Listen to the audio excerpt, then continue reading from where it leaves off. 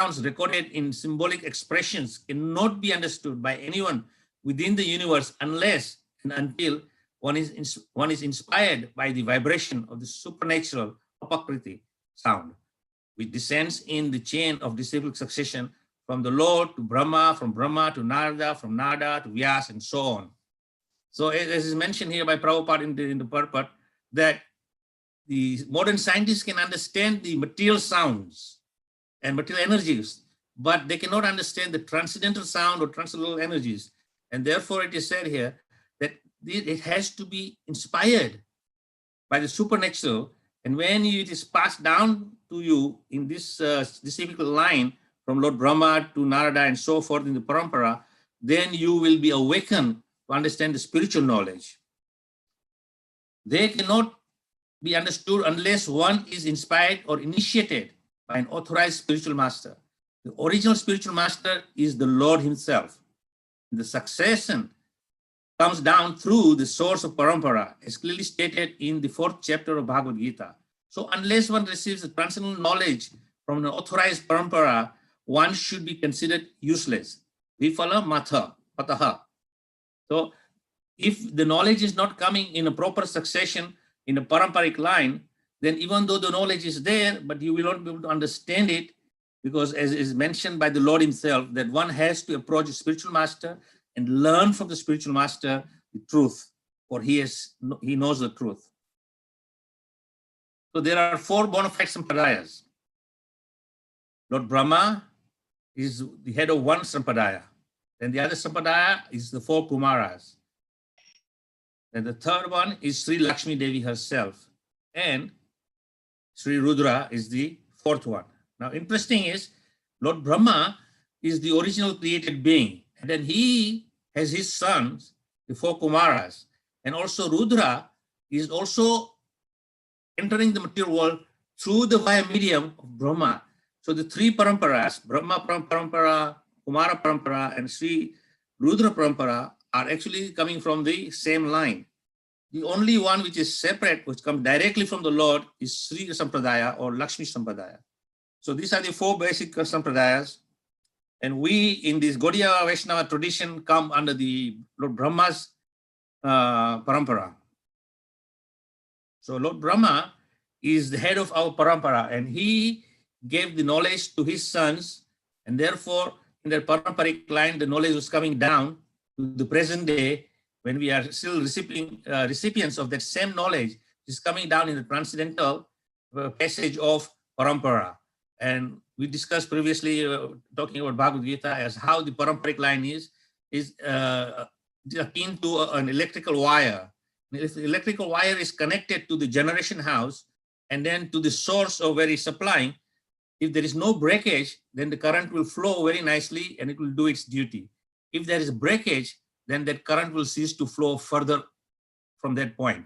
So we are very fortunate that we have got this parampara. It's come from Lord Brahma right down to Srila Prabhupada, and it is continuing in this line.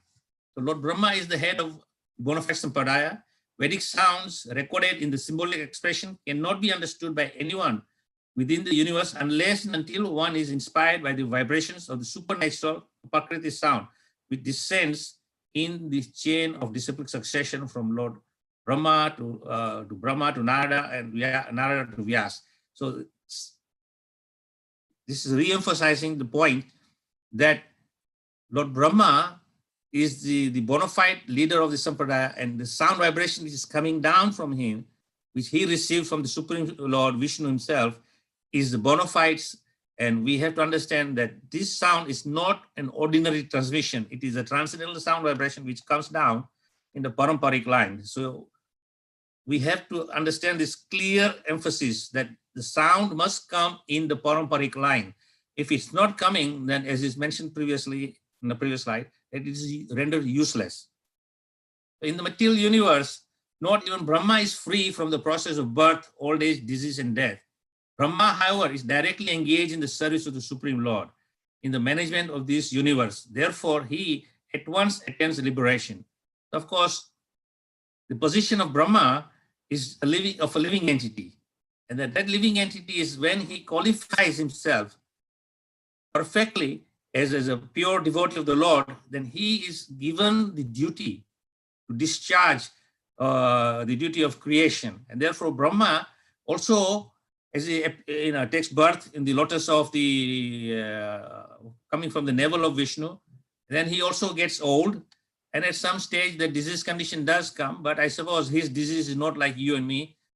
And of course he will also meet death, but his time scale is very long, which we'll discuss further as we go down the line. Lord Brahma is also sometimes bewildered. Also, he can be in illusion.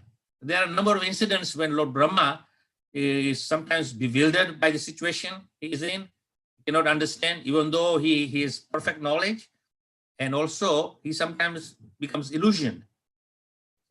So we have to understand that we as mere mortal living entities who are nowhere near the level of Lord Brahma, if Brahma, which is such a highly elevated position, can get bewildered, what to speak of you and me. Therefore, we have to take proper shelter of the Supreme Lord and his bona fide representative so that we can be free from this bewilderment and illusion. So there is in the Chaitanya Charitamrita, the opulence and sweetness of Lord Krishna described by Sri Chaitanya Mahaprabhu.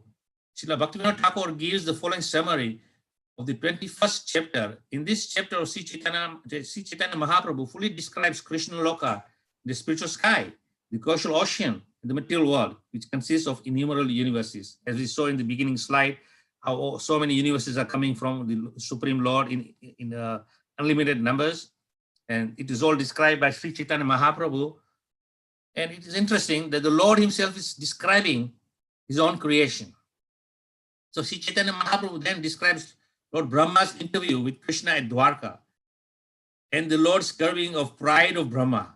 There is also a description of one of Krishna's pastimes with Brahma. In this chapter, the author of Sri Chaitanya Charitamrita has presented some very nice poem about the pastimes of Krishna and Krishna's super excellence beauty. Throughout the rest of the chapter, our intimate relationship, Sambandha, with Krishna is described. So of course, the Supreme Lord, as we all understand from the teachings in Bhagavad Gita spoken by the Lord himself, saying that I come to re-establish religious principle, dharma samsthapanarthaya, sambhavami yuge yuge, that millennium after millennium I come to establish this truth. And here, Sri Chaitanya Mahaprabhu, the Supreme Lord himself, is establishing the fact of the truth and the relationship which we have with the Supreme Lord Sri Krishna. Although he is himself Sri Krishna, but he is giving this knowledge to us as a devotee. So it is a little bit more easier for us to understand how a devotee develops a relationship with the Supreme Lord and develops his sambandha. So in the next verses, it's describing the story of Lord Brahma. Once when Krishna was ruling Dwarka, Lord Brahma came to see him, and the doorman immediately informed Lord Krishna of Brahma's arrival. When Krishna was informed, he immediately asked the doorman, which Brahma? What is his name? The doorman therefore returned and questioned Lord Brahma. When the doorman asked, which Brahma? Lord Brahma was surprised. He told the doorman, please go inform Lord Krishna that I am the four-headed Brahma, who is the father of the four Kumāras. So here now, Lord Brahma is giving his introduction that he is the father of the four Kumāras and he has he's the four-headed Brahma. The doorman then informed Lord Krishna of Lord Brahma's description, and Lord Krishna gave him permission to enter. The doorman escorted Lord Brahma in, and as soon as Brahma saw Lord Krishna, he offered obeisances at his lotus feet. Now it's very interesting in this section of the story, saying that Lord Krishna gave permission for Brahma to enter. Even though Brahma is a pure devotee, he is a creation of the Supreme Lord himself, but still it is said that Krishna gave him permission to enter. And therefore we have to understand that if we want to approach Krishna, we have to beg and pray to him for getting audience with him or get entrance into the spiritual world. And when Krishna is satisfied with us, he may give permission. So therefore, it is stated in the Bhakti Sutras that how to perform this devotional service so that we can please Krishna and therefore get permission to enter his spiritual planet of Goloka. After being worshipped by Lord Brahma, Lord Krishna also honored him with suitable words. Then Lord Krishna asked him, "Why have you come here?" Being questioned, Lord Brahma immediately replied, "Later I shall tell you why I have come. First of all, there is a doubt in my mind, which I wish you to kindly dissipate." Brahma is now thinking, why did Krishna ask which Brahma has come to see me? As far as Brahma is concerned, he is the only Brahma. So he was a little bewildered by this situation. So he's asking Krishna that, first of all, you clear my mind, clear my doubts. So why did you inquire which Brahma had come to see you? What is the purpose of such an inquiry? Is there any other Brahma besides me within this universe? Upon hearing this, Krishna smiled and immediately meditated. Unlimited Brahmas arrived instantly. So Krishna, by his transcendental message, he sent this transcendental message to all the Brahmas of all the different universes. And he said, "Come here, I want to see you right now." So just like the president or the prime minister, when he needs to discuss something very serious, he calls his cabinet. And all the cabinet ministers, even though they are powerful in their own positions, but still, when the prime minister or the president calls them, they have to submit to the president or the prime minister's office and ask him that what is required of them. So all these Brahmas came from different universes, and as Prabhupada describes, that there are different Brahmas in different universes according to the size of different universes. The Brahma has different number of heads because he has to administer the vastness of all these universes. So the universe which the four-headed Brahma, Chatur-headed Brahma, is only the representation or the creation, maintainer of the very smallest of all the universes. So this is said in the further verses in text 67. These Brahmas had different numbers of heads. Some had 10 heads, some had 20, some had 100, some had 1,000, some 10,000, some 100,000, some 10 million, and others had 100 million. No one can count the number of faces they had. So, of course, this is a description given by the Supreme Lord himself, and Bhaktivinoda Thakur is emphasizing this particular lila, where Brahmas had unlimited heads according to the size of the universes they were managing. From this verse, we can understand that Brahma is the name of the post and not that of person occupying the post. Occupying the post has a particular name also.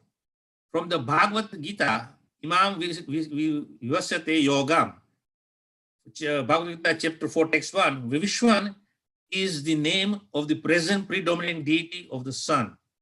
He is generally called Surya, the sun god, but he also has his own particular name. The governor of the state is generally called Rajpal, but he also has his own individual name. Since there are hundreds and thousands of Brahmas with different names, Krishna wanted to know which one of them had come to see him.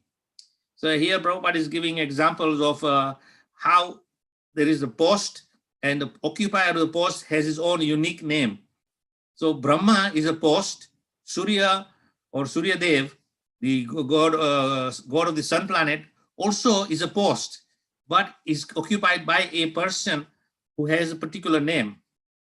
So that is why Krishna was inquiring which Brahma. Brahma is synonymous with the Vedic god Prajapati.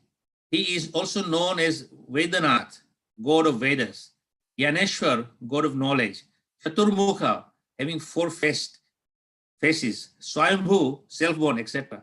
So these are some of the names, but there are 12 major names of Lord Brahma, which are explained in the scriptures as one, Hiranyagarbha, golden womb, because he came from the navel of the Lord. So Hiranyagarbha is coming from the Garbhadaksha Vishnu. And Hiranya means golden, and Garbha means the womb. So he came from the navel of the Lord, therefore he is golden womb. Nabhija, born from the navel on the lotus flower. Kanja, born in the water, because the Lord is in the casual ocean. Chaturbhuja, four-armed, his four hands. Padmaja, born from the lotus flower. Aja, unborn, Svāyambhuva, self-existing, Chaturmukha, four-face, Chatura, Nana, with four faces, Prajapati, father of the clan, Astakarna, has 8 ears, Hansavahan, one who rides on the swan. So Chaturmukha and Chaturana basically means one who has 4 heads and also 4 faces. Understanding the overseer, the position of Lord Brahma on the grand scale of cosmic scale. Lord Brahma is an overseer. He manages the process of creation within this universe. At the beginning of each of his days, all varieties of life forms appear. And when his night comes, there is a partial annihilation until the next day, when he sets everything in motion all over again. Although Brahma lives for such a vast span of time and has such awesome responsibilities, we can get a rough idea what his life is like. So Brahma, in the beginning of every day when he wakes up, he creates the living beings in the material world. And at the night of Brahma, everything unfolds. And then the next day, again, everything starts. So it is a big responsibility of creating. The time scale is beyond our understanding. So Brahma starts his day by meditating on the Supreme Lord. He prays that he may engage in the Lord's service in the creation of the material world, and that I may not be materially affected by my works, for thus I may be able to give up false pride, false prestige of being the creator. So Lord Brahma is praying here and meditating on the Lord, and then his the paraphrase given here in the verse of Bhagavatam, 3rd canto, chapter 9, text 23, is that the Lord Brahma is praying, and he's praying such a way that he's saying that, please don't make me proud of everything, because otherwise I will think that I am the creator and I am the God. Of course, this is the trouble with the material world these days. Everybody thinks they are gods, trying to lord over everything. And therefore, Prabhupada, in his pranam mantra, we pray to Prabhupada and glorification of his greatness. Namaste Saraswati Devi Gora Vani Pracharine Nirvasesa Sunnavadi Pakshata Deshatarine. The one who is spreading the words of Lord Chaitanya Mahaprabhu by hearing it from his guru, Srila Bhakti Saraswati Thakur Prabhupada. And what is his business? His business is to free the world from Nirvasesa Sunnavadi, from this impersonal concept or voidism, and thinking we are all gods, we all merge into God and we all become God, so forth. So although he holds such an exalted place in our universe, Brahma acknowledges God's supremacy and does not want to become illusioned in thinking that he is independently powerful. He wants to remember always that the original cause of everything is Lord Krishna, the Supreme Personality of Godhead. Just as the gardener doesn't create seeds, but simply sows and waters them to make the garden grow. So Lord Brahma does not create life, the soul, but he receives power from the Supreme Lord to place certain souls into certain types of bodies. So at the beginning of his day, Brahma places each one of us, each individual spirit souls, into a particular body. As Brahma's day wears on, we transmigrate from one body to another, sometimes to the upper planetary system, sometimes to the lower planetary system, sometimes to the bodies of a pigeon, sometimes that of a prince, until after 4.32 billion earth years have passed, Lord Brahma's day ends, and then we go into a dormant state until his next day begins, and the whole cycle starts again. So here it is explained by Prabhupada that Brahma's day is very long, and is mentioned in a number of years, which is beyond our concept. 4.32 billion earth years. So that is the day of Brahma. And within that day, where in the beginning, when we are created and placed into particular bodies, and according to different bodies, we have different lifespans. We go around in circles and take a birth and die, take birth and die, and keep going through this cycle again and again, until the night of Brahma comes. Brahma goes to sleep. We all become dormant for a while. That dormant state is again same length, 4.32 billion earth years. And the next day, of course, Brahma wakes up, and then again the whole thing begins. And during this process, if one is fortunate enough to meet a saintly person, then he can escape the cycle of birth and death. So we may take exception to all this information since we can't recall any of it. But after all, what can we recall of even our present lifetime? For instance, we know for sure that we were once in our mother's womb. But can we remember that experience? And what to speak of the past lifetimes in other bodies? Brahma, however, sees our futile wanderings and feels compassion. So, of course, Brahma sitting there looking at his creation and seeing the material world functioning as nature intended, and then he sees the living entity suffering.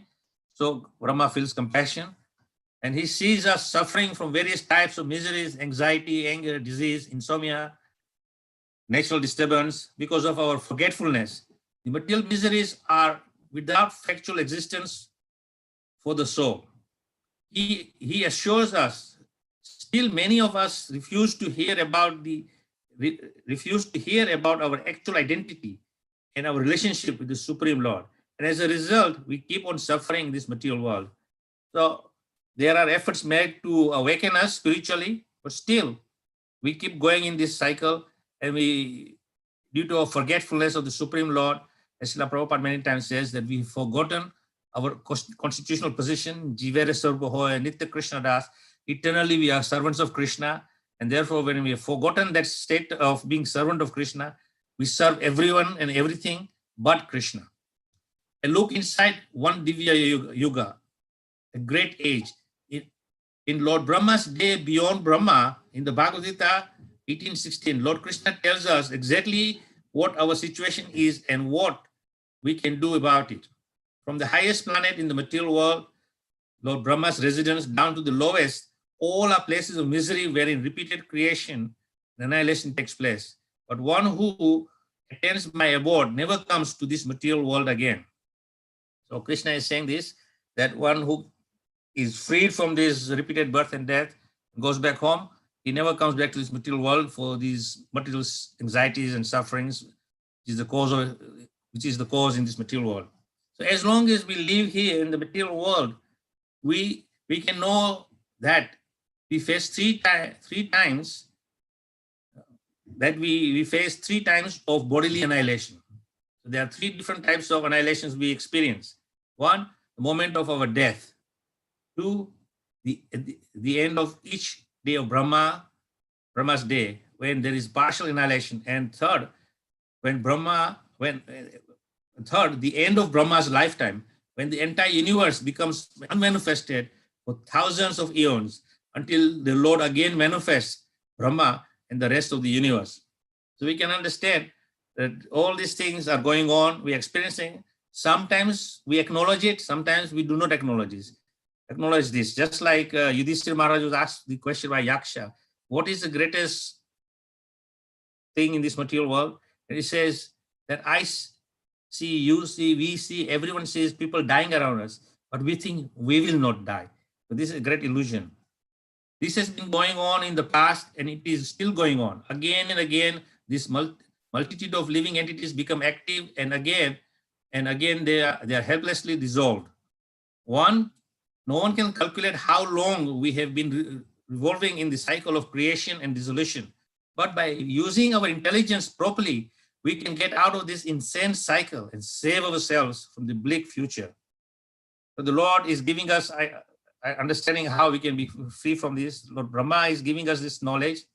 Yet Lord Krishna promises there is another nature which is eternal and transcendental to the manifested and unmanifested matter. It is a supreme, and it is never annihilated. When all in this world is annihilated, that part remains as it is. That supreme abode is the supreme destination. When one goes there, he never comes back. That is my supreme abode. This is in the Bhagavad-gītā, chapter 8, text 20-21. As we have seen, the soul's sojourn from body to body throughout Brahma's lifetime, it is pitiable and pointless. So this whole cycle of birth and death, from Brahma's perspective, it is very pitiable and is pointless. So now that we have a human form of life, we have a rare chance to understand our real situation, a chance to see that with each rising and setting of the sun, our inevitable demise is coming closer, and that all the wealth in the world cannot stop it. Lower life forms don't have enough brain substance to understand this process. The human beings can read Vedic literature and take its advice. Do not spend your time uselessly in mundane affairs. All these things will be finished at the time of annihilation. Instead, look towards the eternal world. Learn how to go back home, back to Godhead. So we are getting all this information, how to be freed from this cycle of birth and death. Lord Brahma, as we mentioned in the beginning, is one of the Mahajanas who is coming to this world, not just for creation purpose, but out of compassion. He's teaching us how to escape this cycle of birth and death. So we'll go a little bit on in the history of Brahma's lifespan. Lord Brahma lives for 100 years. It's a Brahma 100 years, not your or mine. One day of Brahma is one kalpa. One kalpa is 14 Manvantaras. The creation happens only during 14 Udayan kalpas is day. So there are 14 days and 14 nights in a day of Brahma.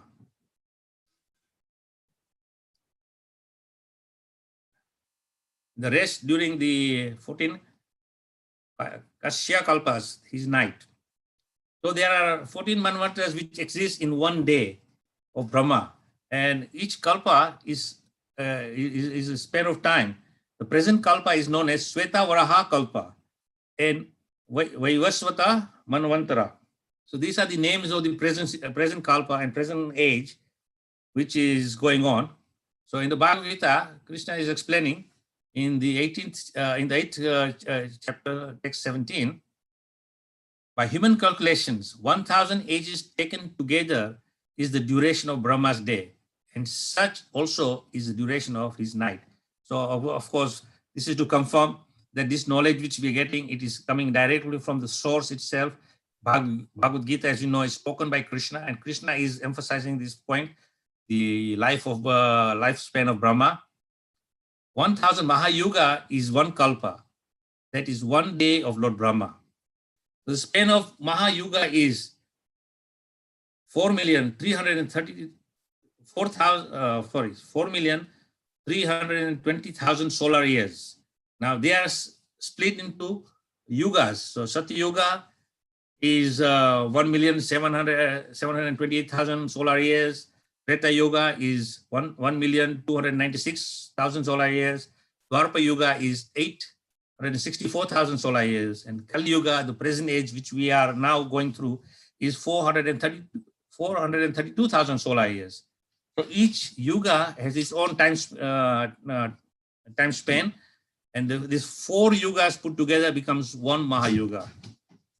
So present kalpa, Sweta Varaha kalpa, and Vaivasvata is the present age. So Brahma created 14 Manus to govern every 71.24 Divya Kalpas. Now, this is a very precise timing which is given in the scriptures.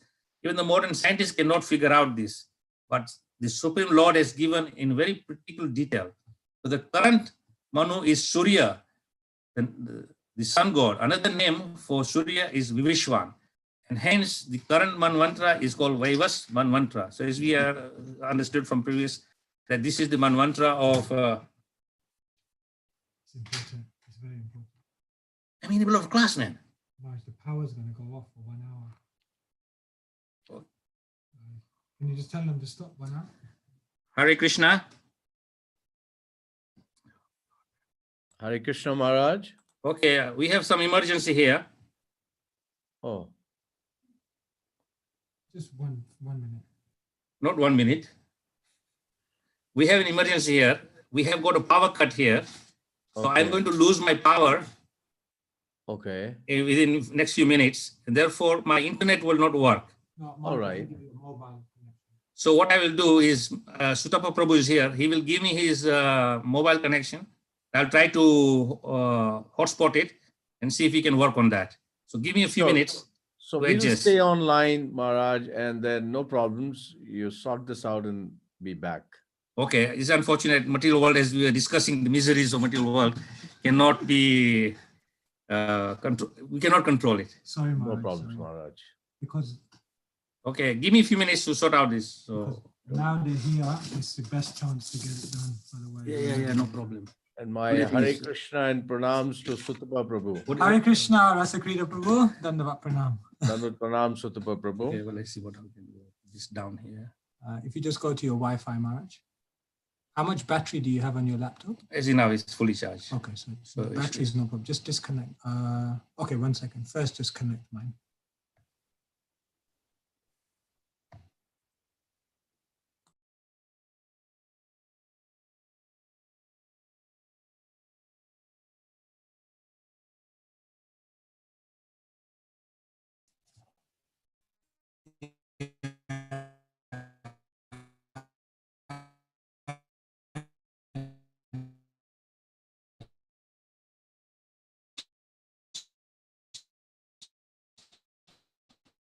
We can go for it.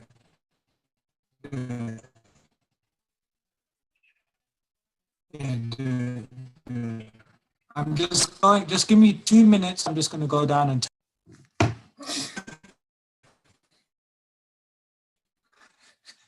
Okay, Maharaj. So now you're on my phone. Only thing is your lights will cut. But Well, no problem. I just Hare Krishna, can you hear? no, he's muted. He's there. Haribol. Yes, Sutapa Prabhu, we can hear Maharaj and yourself very clearly. Okay. Okay, so I will try and resume from where we left off. Sorry, All right. my apologies. Thank you, Sutapa. Thank you, Sutapa Prabhu.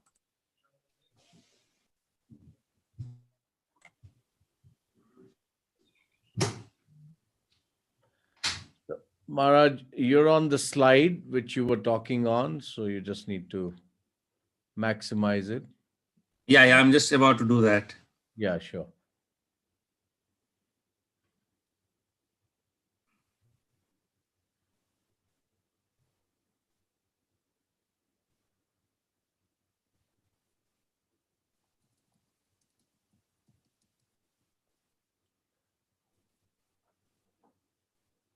You need to go to the 51st slide. Yeah, I'm going down. Okay, Give you a couple of seconds. no problems, Maharaj. Take your time. Okay, we were on this slide, right? No, we were on the, yeah, this one.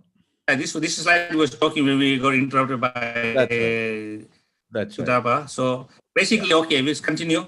Hare Krishna, please forgive for this unfortunate incident. So as we understood from previous, that this present age or Manavantara is called Vaivasvata, named after Surya. So in the Srimad Bhagavatam, in the beginning, it is mentioned about how Brahma received his knowledge. So the important line in this verse is Tene Hridaya, Tene Brahma Hridaya. So Lord Brahma received this transcendental knowledge through the medium of his heart. So it is said, oh my Lord Krishna, oh my Lord Sri Krishna, son of Vasudeva, O all-pervading personality of Godhead, I offer my respectful obeisance unto you. I meditate upon Lord Sri Krishna because he is the absolute truth, the primeval cause of all causes of creation, sustenance and destruction of the manifested universe. He is directly and indirectly conscious of all manifestations, and he is independent because there is no other cause beyond him. So this is the prayer which is given by Śukadeva Gosvāmī when he's speaking Bhagavatam. So in the purport, Prabhupada saying, it is he only who first imparted the Vedic knowledge onto the heart of Brahmaji, the original living being. By him, even the great sages and demigods are placed into illusion. As one is bewildered by the illusionary representation of water seen in the fire or land seen on water, only because of him, only because of him do the material universe temporarily manifest by the reactions of the three modes of material nature, appear factual, although they are unreal. I therefore meditate upon him, the Lord Sri Krishna, who is eternally existent in the transcendental abode, which is forever free from the illusory representation of the material world. I meditate upon him. He is the absolute truth. So, of course, here we understand that the Supreme Lord, even though everything is coming from him, he is not affected by him, and everything in this material world is temporarily a manifestation of the interaction of the three modes of material nature. And therefore, we sometimes are placed in illusion thinking this is all perfect. So this is to emphasize again, it is he only who first imparted the Vedic knowledge onto the heart of Brahmaji, the original living being. So we have to understand that the knowledge which is coming to Brahma is coming from no other source but the original source, the Supreme Lord himself. As we understood from the beginning of our presentation, Om Puna Idam Puna Adam, that everything which comes from the Lord is perfect and complete and whole. So therefore, the knowledge which Brahma received is complete and perfect. And therefore, he is imparting this knowledge onto us so that we are recipient of this perfect knowledge. And by this knowledge, then we can make our way back to the supreme abode of the Lord's planet, Goloka Vrindavan. Brahma, the original living being, has explained the subject of Krishna substantially in his treatise named Brahma Samhita. So we all are familiar with Brahma Samhita. Brahma Samhita is spoken by Brahma and his maturity, as Prabhupada explains. And in this Brahma Samhita, he is giving a very defined understanding of God, God's creation, and every living entity. So if you want to go in very details of these teachings, then we have to go into the study of Brahma Samhita. So this is a Brahma Samhita, which is presented by the Bhaktivinoda Book Trust.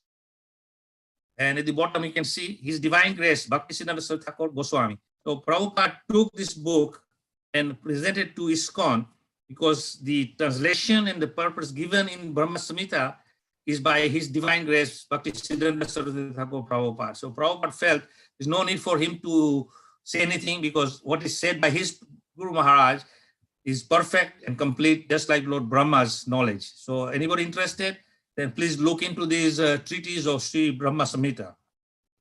And one of the verses first is saying, Ishwara. So most of us, we are familiar with this. If you're not, then make yourself familiar with this.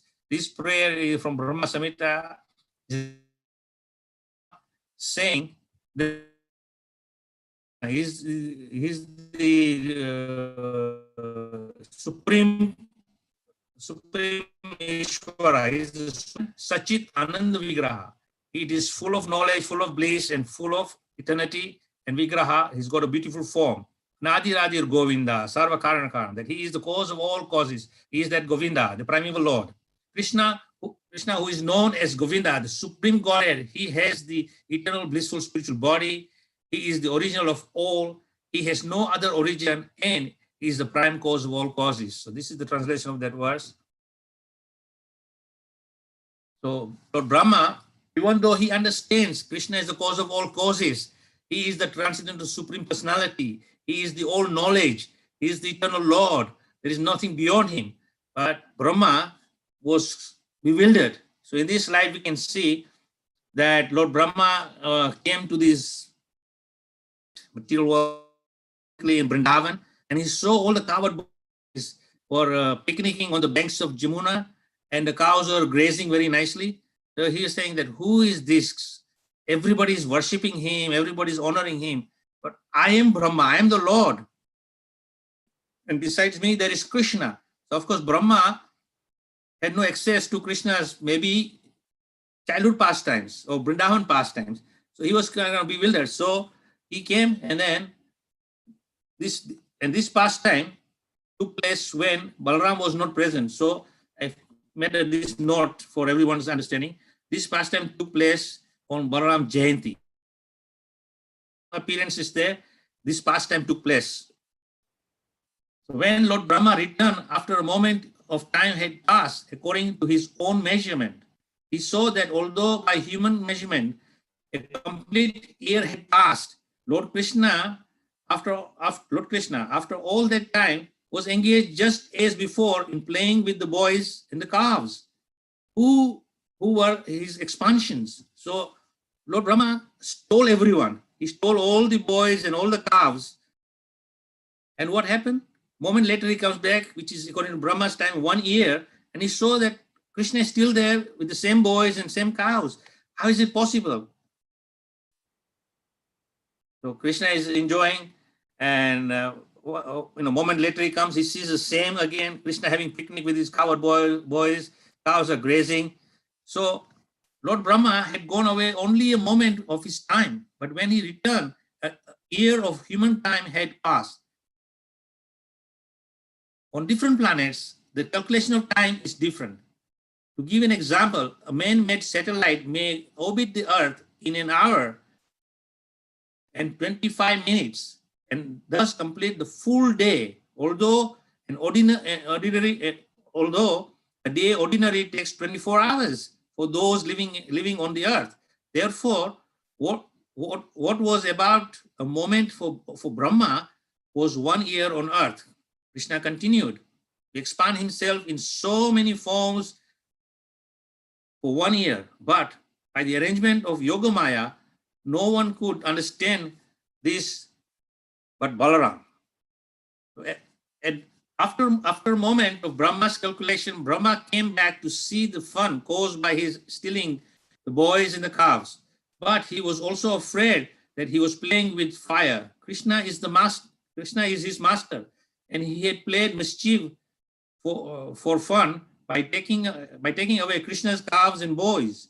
He was really anxious, so he did not stay away very long. He came back after a moment of his calculation. When Brahma returned, he saw that all the boys, cows, and cows were playing with Krishna in the same way as when he had come upon them. By Krishna's display of Yoga Maya, the same pastimes were going on without any change. So we can understand from this explanation of the Bhagavatam that Brahma was kind of bewildered that he took away the boys and the calves, but they're still there. There is something not right here. When he came, he saw this, that all the cows and all the cowherd boys and everyone is playing. And Balaram, as you see in this slide, is kind of wondering what is going on here. Because for that 1 year period, he's noticing something different. All the cowherd men are having some special love for their children. All the cows are having special love for their calves. Although the cows have grown older, they're still profusely feeding them milk. So Balaram is saying there is something not right here. One day when Lord Brahma had first come, on the day when Lord Brahma had first come, Baladev could not go with Krishna and the cowherd boys, for it was his birthday, and his mother had kept him back for a proper ceremonial bath called Santika Snana. Therefore, Lord Balaram or Baladev was not taken by Brahma at that time. Now, 1 year later, Brahma returns, and because he returned on exactly the same day, Baladev was again kept at home for his birthday. So when Brahma stole the boys and the cows, Balaram was not there. When Brahma returned again 1 year later, Balaram was still not there. See, so of course, Balaram is also expansion of the Supreme Lord, and he cannot trick the Supreme Lord.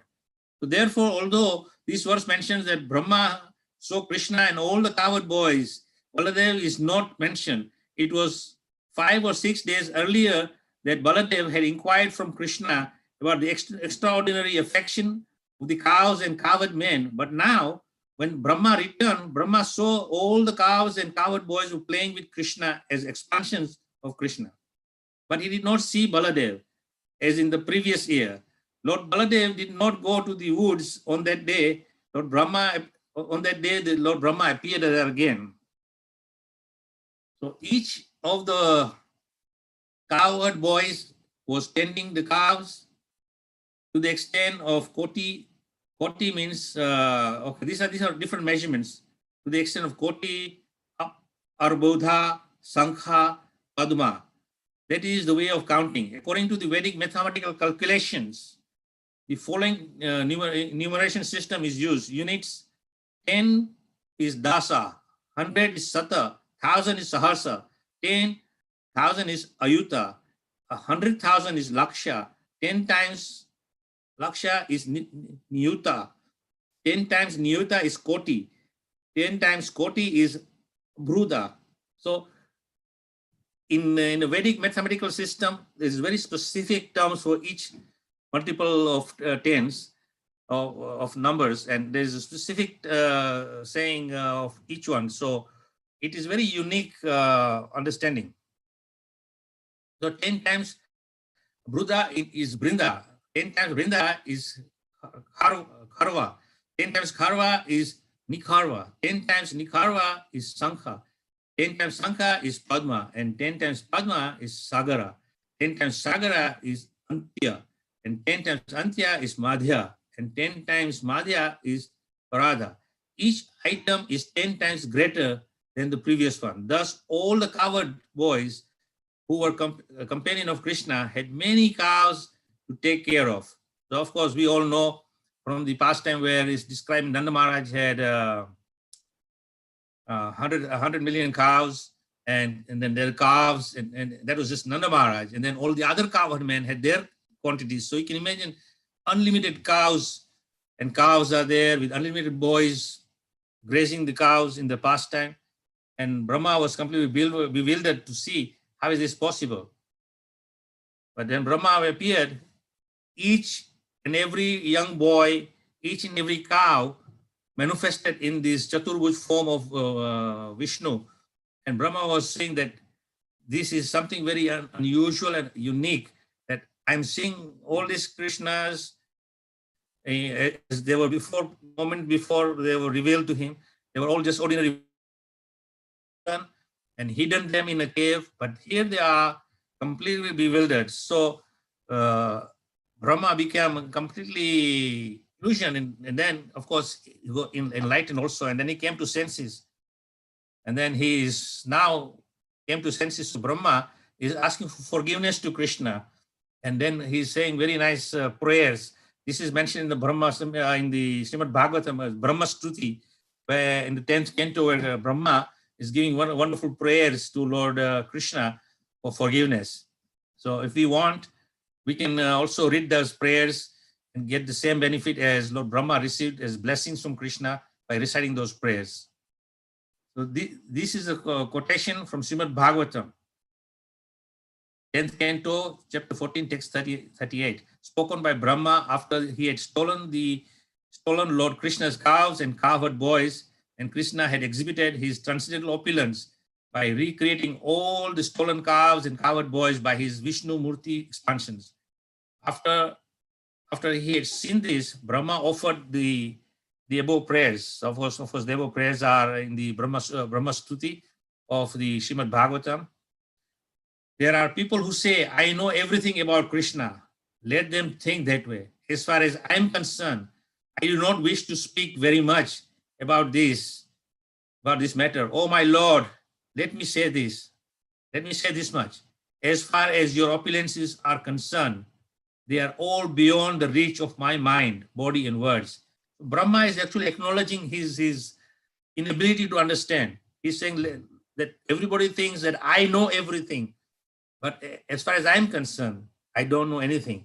So he's offering this prayer to Lord Krishna. And therefore, if we want to become perfect in our following of Krishna consciousness and understand this, then we don't have to do any research. As Prabhupada says, no need for research. Everything is there for us. It is given to us by the mercy of the Lord and his pure devotees. The parampara is coming down. As I mentioned earlier on, we are very fortunate that we are coming in this line of Brahma parampara, where we have the direct connection to Lord Brahma through his teachings. And of course, these teachings are coming in the paramparic line. If we follow this, then we become perfect, and therefore our lives will become perfect. So this is our understanding of Lord Brahma. Of course, we cannot cover everything in a short time, but this was like brief bullet points of Lord Brahma and his existence and his creation. So I hope it gives you inspiration to go and do a deeper research into Lord Brahma and understanding and the prayers I advise you that please read Brahma Samhita and the Brahma Shruti in the 10th canto of Srimad Bhagavatam, which will give you far greater enlightenment and free you from your illusion and your bewilderness. And we will come to our senses and follow the path of Krishna Bhakti. I thank you all very much. Hare Krishna. Thank you very much, Maharaj. So Maharaj, you could, yeah. I'm trying to connect. Okay. Okay, let me stop my share first. So That's right, yes. All right, now I'm on full screen. So thank you very much, Once again, Maharaj. I apologize to all the participants that please kindly forgive. We are going through these crises here at the manor. For last 1 week, we have no electric power. So we are kind of struggling here. And today is the day when these people have come to fix it. Oh, I see. So is this going to continue for some days, Maharaj? Or Well, it's continuing for a whole week. We have no hot water. We have no cold water. We have to go in the other part of the building where we have a kind of a smaller pump with the little electricity which produces enough, but not for the whole building. So anyway, there's some corona effect is there. Even the system has got corona in it. Oh, I see. Right. Okay, I'm getting a little signal in saying your network bandwidth is low. So I might lose you in a time. So let us conclude quickly before. Sure. So thank you very much. The whole session got completed within the stipulated time. We started at about 35 minutes to 7 Oman time, and we have ended at 8:37. So that was perfect. Thank you very much. Now and thank you to all the attendees. We will indeed send the questions very soon. And also the presentation that has been prepared by Maharaj will also be shared by to all the attendees, and including the YouTube will be also uploaded. So next week we will have the next session on the next Mahajan, and the questions will be sent as I was explaining in the beginning of the session. And we would obviously expect you to answer and send it back to us. And then obviously we'll have the next session on the next Mahajan, where the process will be the same until we finish all the 12 Mahajans. Now, in 12 weeks, absolutely. Now, we did say that we will keep about 15 minutes for question and answers. So you could either unmute yourself, raise your hand, and ask a question, or send a chat. Either which way, we will then ask Maharaj. Now, there is already one question which has come from Gopa. And Hare Krishna Maharaj, thank you very much. What is meant by partial annihilation? If one is our own death and the other is dissolution of the world, what is partial annihilation? Partial means that the creation which is created by Brahma still remains intact. There is it doesn't dissolve completely. As full annihilation means that when Vishnu is lying in his Garbhodaksha ocean, and when he breathes in, all the universes go into his body, and when he breathes out, all the universes come out. And when all the universes come out, then each and every unit has a Brahma, depending on the size of the. So when is the mention is called the partial annihilation, is that the partial annihilation takes place at the end of Brahma's day. When Brahma goes to sleep, everything kind of goes into dormant state. Then again, when Brahma wakes up, it comes out again, but it is not destroyed completely. But at the end of Brahma's life, when Brahma finishes 100 years, there is full annihilation, where everything is taken into the Lord's body, and then the whole new beginning comes with the new Brahma. So the same Brahma, just like Prabhupada says that when you go to sleep at night, you appear to be dormant because you are inactive, except your brain and your body organs are functioning, but you are in a sleep state of dream. And then when you wake up, then you come to reality.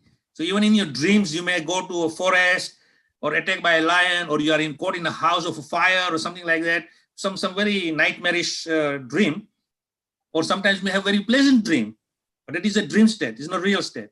So the partial annihilation is like that at the end of the day of Brahma, everything is dissolved into Brahma's creation or dormant state. And then again, it is reawakened, just like Prabhupada gives example, that when you wake in the morning after you sleep, reality comes into effect and then the day starts. So similarly, that is the partial annihilation, that we become suspended for that moment of Brahma's night. Thank you, Maharaj. We've got a hand. There's a raised hand by Gaurangi Gopi Mataji. Gaurangi Gopi Mataji, would you like to unmute yourself and ask your question? Yes, Prabhu. Can I ask? Please, Mataji, go ahead. Okay. Hare Krishna Maharaj, please accept my humble obeisances unto lotus feet. Maharaj, I have two queries in one question. Okay. Lord Brahma married his own daughter, Saraswati, which is against what we are actually experiencing. I mean, what the rules we see in this world. And also the other one is, after he married, he went behind her, all his sons chastised him. So in that state of shame, he gave up his body, which became like a fog. So we are not able to understand that how he lost his body and how he got another body, because there's only one Brahma who is existing for one universe. So can you please answer? That particular pastime took place when Brahma, as I mentioned in the beginning of my presentation, that he becomes illusion and also bewildered sometimes, like Yes. because he is also in the material world, and the very nature of the material world is that you become illusioned, even though Brahma is on the highest platform. So when Brahma saw his beautiful daughter Saraswati, he kind of became agitated. And then because of the shame, I don't think that he got married, but what happens because of the shameness, what I read is that he came to realization that this is not right, this is not correct. So he willingly gave up his body. And when he gave up his body, then in midstream, Brahma had to give up his body. So it is explained in the scriptures by the Acharyas that at that point, Lord Krishna came as Brahma to fulfill that. That was a different yuga, different millennium, and fulfilled the Brahma's role of the full 100 years. Of course, in that 100 years of Brahma, when it's finished of the balance, Krishna reverted back to his original position, and the new Brahma was placed. So the new Brahma is the present Brahma. So it's not the present Brahma who was married to, or as you say, married to Saraswati. He wasn't. His two wives, I forget, one name is Savitri and other one, I forget what is the other name. Doesn't come to my mind right now. But he has two wives, and that is the two wives in his present Brahma status. So that Brahma was a previous Brahma in a previous millennium. I hope that clears your doubt. Maharaj, every millennium we have a different Brahma? Yes. Just like, say, for example, Indra is mentioned that the present Indra is there. When he finishes his term as Indradev, because everyone in the material world, except for the Supreme Lord, everyone dies. So even the demigods, they all die. Exception is Lord Śiva, because he's not a demigod. He is a material expansion in the material world of the Supreme Lord Vishnu. So he's Mahavishnu coming in to material as a Sadasiva. But other than that, it is mentioned that Bali Mahārāja, when he fully surrendered to Vamanadev, Vamanadev blessed him that after the present Indra finishes his term, you will come as the next Indra. So similarly, as I mentioned, that the present Brahma has been given that position of Lord Brahma, because Brahma is a position and he has different names. So the present Brahma, when he finishes his 100 years, he will go back to Godhead, because he, as we mentioned in our presentation, that he is serving the Supreme Lord. And because he's serving the Supreme Lord, Supreme Lord is pleased with him, and then he's okay, you come back to the spiritual world now, and I'll put another Brahma. So it is explained also in the revealed scriptures by the Acharyas that there are different living entities who qualify to be Brahmas, and these Brahmas are Shaktivesh. They empower living entities who take up these very high positions of God's creation to maintain it and manage it. So the present Brahma is different from the previous Brahma, and there are many, many, many more Brahmas, as we saw in that one slide, that 10-headed Brahmas, 1,000-headed Brahmas, there are many, many Brahmas. It's not that there's only one Brahma. There are many Brahmas, and of course, the Brahma which we are familiar with in this material world is the smallest universe, which has the 4-headed Brahma.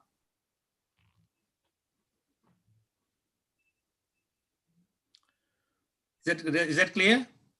Yes, Maharaj. Thank you so much, Maharaj.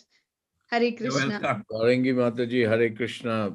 Hare Krishna, Prabhu. Dhanavad pranams to you. I recognized your voice. Wonderful to have you with us. Thanks, Thank Prabhu. you. Thank you. Maharaj, we have another question from Satya Rajulapuri Prabhu.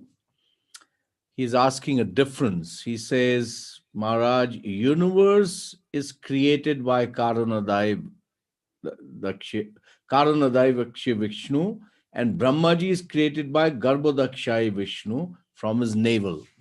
So how does that happen? Universe from Karanadakshai Vishnu and Brahmaji from Garbhodakshai Vishnu. No. See, the origin is Garbhodakshai Vishnu. And from Garbhodakshai Vishnu comes Karanadakshai Vishnu and Shirodakshai Vishnu. Shirodakshai Vishnu is the Paramatma feature of the Lord's energy. And there is the Garbhodakshai Vishnu is the original in casual ocean. And then from him comes the secondary expansion of Karanadakshai Vishnu, who then expands. So there are many Vishnus, Karanadakshais, which come from the original. So that is why I mentioned that first slide in the presentation, Om Purna Idam Purnam, that everything comes, a whole complete units come from him. In then also the slide was showing with one Mahavishnu lying in the ocean, and then from him many universes are coming, and then each universe there is a Karanadakshai Vishnu who maintains the universe, and then of course the navel comes, and on the lotus different Brahmas are appearing according to the size of the universe. There's a state of different expansion of the Lord, particular to have a particular function. Thank you, Maharaj. Remember, there's a Shirodakshai Vishnu who lies on the ocean of milk. There's Garbhodakshai Vishnu who lies on the causal ocean. This is a different ocean. So don't get confused with these oceans. Right. Maharaj, the next question comes from Sanjay Chawla Prabhu. Hare Krishna Maharaj, please accept my humble obeisances. Thanks for the wonderful class. What is a Manavantara? Well, I explained in the Manavantara is a period of time. There are 71.24 Manavantras. Each Manavantara is divided. So Brahma's one day is 1,000 yuga cycles. 1,000 yuga cycle means one yuga is Satya Yuga, Treta Yuga, Dwarapa Yuga, Kali Yuga. Means this Chatur Yuga means one kalpa. So 1,000 kalpas like that makes one day of Brahma. So in the day of Brahma, it is divided into 71.26 units. And each unit lasts for certain period, as I explained in the slides, the time scale. So Manavantara is a period of Brahma's day. So like say you have in our material calculation, you say you have in the morning breakfast, then you have go to work, then you have half-time recess, tea break, coffee break, then you go for lunch, then after that you go to work, then you have another period. So there are different periods in the day. Or if you go to school, you start your school and you're in the classroom and you have the first period and the second period and the third period and the fourth period. And in the whole day of your schooling, you have different periods. discussing different matters. So similarly, in Brahma's day of this 1000 yuga cycle, from beginning till end, there's 71.26 manvantras. And each manvantara, there is a particular Indra and particular sun god and particular demigods. And after that manvantara is finished, their term is finished, and the new living entities are placed again in those positions, and they continue for the period of days, Brahma's day. Only Brahma is the one who lives for that 100 years of Brahma. And so it doesn't mean that each and every demigod also lives for that long, because they have their specific times. As mentioned, that the present one is Vivishwan, who is the sun god. And after this manvantara is finished, then that sun god of Vivishwan will be relieved from his duty, and he'll go back to Godhead in the spiritual world, and another sun god will come. So similarly, like each period is of a particular length.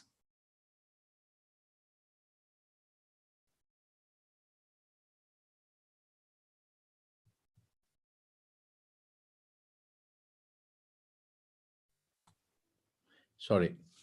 So there is a point of information from Murari Gauranga Prabhu to the question that Gaurangi Mataji had asked, that that it is mentioned that this happened before Brahma got his scriptural knowledge from the Lord. So it is not this Brahma. That's an added information, apparently. Well, I did mention there was a different Brahma. Yes, that's and right. actually it is mentioned that after that Brahma gave up his body, Supreme Lord Krishna came as Brahma. Oh, okay. There was no suitable living entity to take his position. And after that period finished, the present Brahma is there. Okay. So in the cosmic scale, we can never know which yuga, which cycle we are in. Absolutely. Even in our present life, we don't know how long we are in this material world for. Right. Thank you, Maharaj. So we have another, so we'll finish in another 4 minutes. Rajamani Prabhu, you've raised your hand. Please unmute yourself. Hare Krishna, Guru Maharaj, please accept my humble obeisances.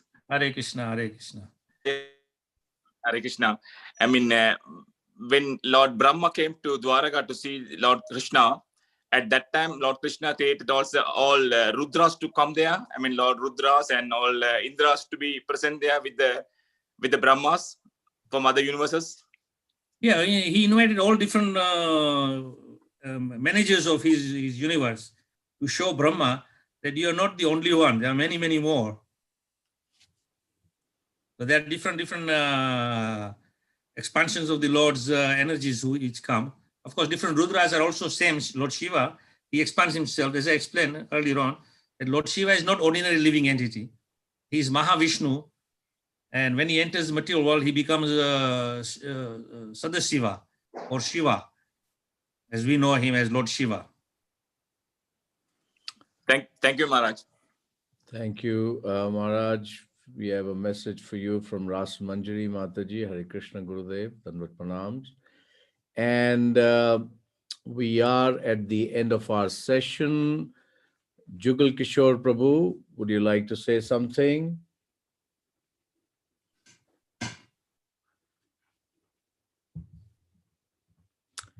Okay. You have to unmute yourself, Jugal Kishore Prabhu.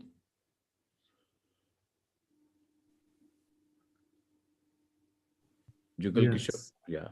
Yes, thank you very much, Maharaj, for the wonderful class. Hare Krishna, Hare Krishna.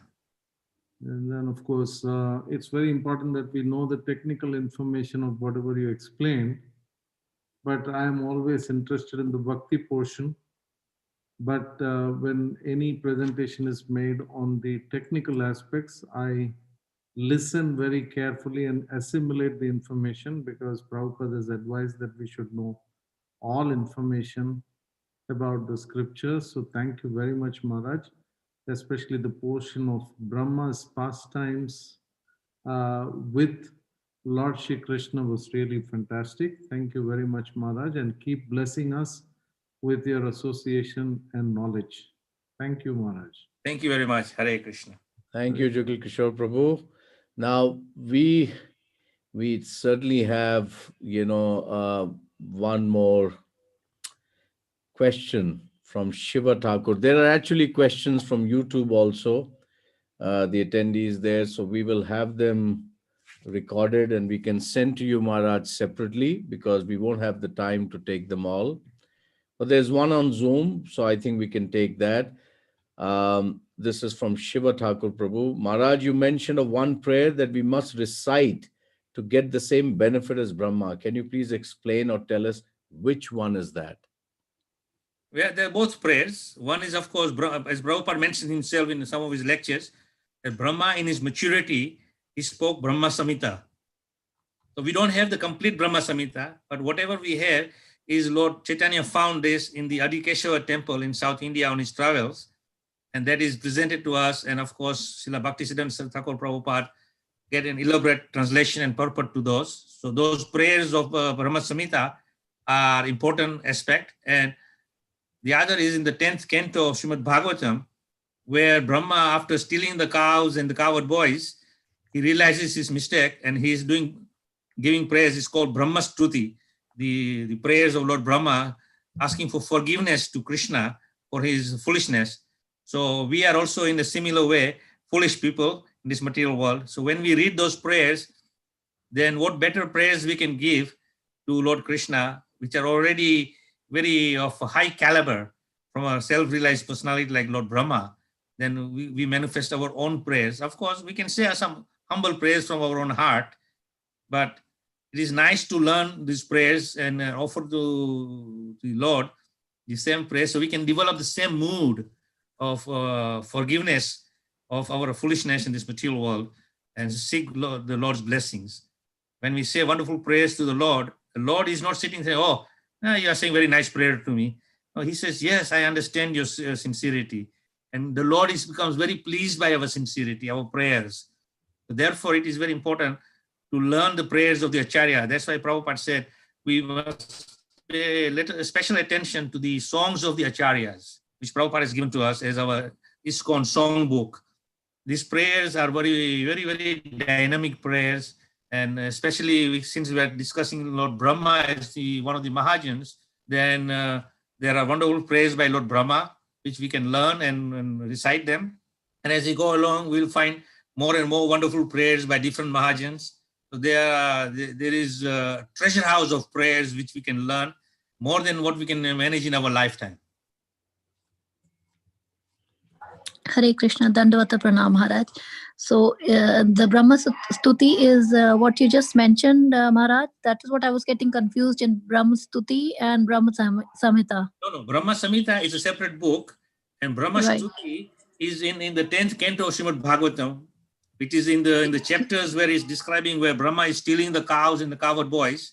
In part of that chapter, the prayers are there for Brahma Stuti. And Brahma Samhita is a whole different book completely. Thank you, Maharaj. Thank you very much. Dandavata Pranam. Hare Krishna. Hare Krishna. So we are at the end of our session now. It's 9 o'clock. So thank you very much, Maharaj, for this wonderful session. Thank you all for participating. Let's all pay our respects. Vancha kalpataru Thank you,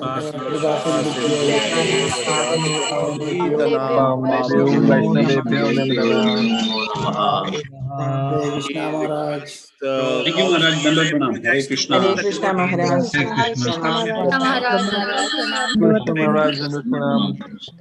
We request all of you to kindly join us next Saturday. We'll send you the notification. The time would be the same.